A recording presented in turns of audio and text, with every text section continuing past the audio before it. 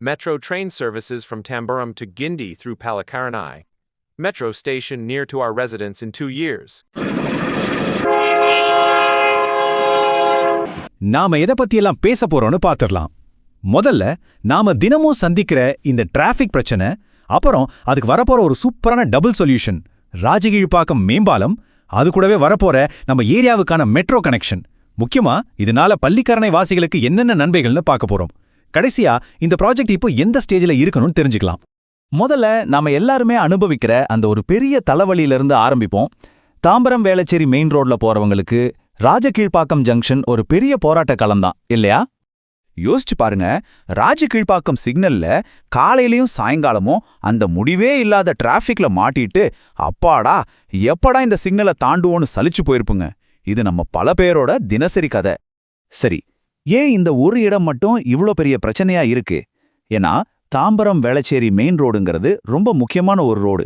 அது கிழக்கு தாம்பரம் பைபாஸ் ரோடோட சேர்ற இந்த இடத்துல தான் வண்டிங்க கிலோமீட்டர் கணக்குல வரிசை கட்டி நிக்குது. அதாவது இது வெறும் மேம்பாலம் கட்டுறதோ இல்ல மெட்ரோ லைன் போடுறதோ மட்டும் இல்ல, ரெண்டு பிரச்சனைகளையும் ஒரே நேரத்துல சரி பண்ற மாதிரி டிசைன் பண்ண ஒரு பெரிய மல்டி லேயர் ப்ராஜெக்ட் இது. முதல் பாகமான ராஜகீழ்ப்பாக்கம் சூப்பர் ஃப்ளைஓவரை பத்தி கொஞ்சம் டீட்டெயிலா பார்ப்போம். இது சும்மா ஒரு பாலம் இல்ல, இனிமே சிக்னல்ல நிக்காம நான் ஸ்டாப்பா போறதுக்கான ஒரு வழி. சும்மா சொல்லல, இந்த ஒரு மேம்பாலத்துக்கு மட்டும் 110 கோடி ரூபாய் ஒதுக்கியிருக்காங்க. இதுல இருந்தே இந்த ப்ராஜெக்ட் எவ்வளவு முக்கியம்னு அரசாங்கம் நினைக்குதுன்னு நம்ம புரிஞ்சுக்கலாம். இது ஒரு 6 வழி உயர்மட்ட சாலையா வரப்போகுது. கிழக்கு தாம்பரம் பைபாஸ் ரோடையும் வேளச்சேரி மெயின் ரோடையும் இது இணைக்கும். இதனால அந்த ஜங்ஷன்ல சிக்னல்ல நிக்காமையே பறக்கலாம். முக்கியமா ஐடி காரிடார் பக்கம் வேலைக்கு போற ஆயிரக்கணக்கான பேருக்கு பயண நேரம் பெரிய அளவுல குறைய போகுது. ஓகே, இப்போ இந்த மெகா ப்ராஜெக்டோட ரெண்டாவது அதே சமயம் ரொம்ப ரொம்ப முக்கியமான பகுதிக்கு வருவோம். அதுதான் நம்ம வீட்டு வாசலுக்கு வரப்போற மெட்ரோ ரயில். இந்த புதிய மெட்ரோ லைன் கிட்டத்தட்ட 21 கிலோமீட்டர் நீளத்துக்கு அமைய போகுது. இது தாம்பரத்திலிருந்து ஆரம்பிச்சு கிண்டி வரைக்கும் போகும். வழியில பல முக்கியமான ஏரியாக்களை இணைக்க போகுது. சொல்லப்போனா இந்த பகுதியோட டிரான்ஸ்போர்ட் மேப்பையே இதை மாத்தி எழுத போகுது. இந்த ரூட் எப்படி போகும்னா, தாம்பரத்துல ஆரம்பிச்சு மேடவாக்கம், பள்ளிக்கரணை, வேளச்சேரி வழியா கிண்டிலே முடியும். இதோட மிகப்பெரிய பிளஸ் பாயிண்ட் என்னன்னா, நம்ம தெற்கு புறநகர் பகுதிகள் முதல் முறையா சிட்டியோட மெயின் மெட்ரோ நெட்வொர்க் கூட டைரக்டா சேர போகுது. எல்லாம் சரி, இதனால பள்ளிக்கரணை வாசியான உங்களுக்கு என்ன நேரடி பயன்? வாங்க அத பத்தி இப்ப தெளிவா பார்க்கலாம். யோசிச்சு பாருங்க, உங்க டெய்லி லைஃபை எப்படி மாறப்போகுதுன்னு. நீங்க கிண்டிக்கு போற நேரம் பாதியா குறையலாம்.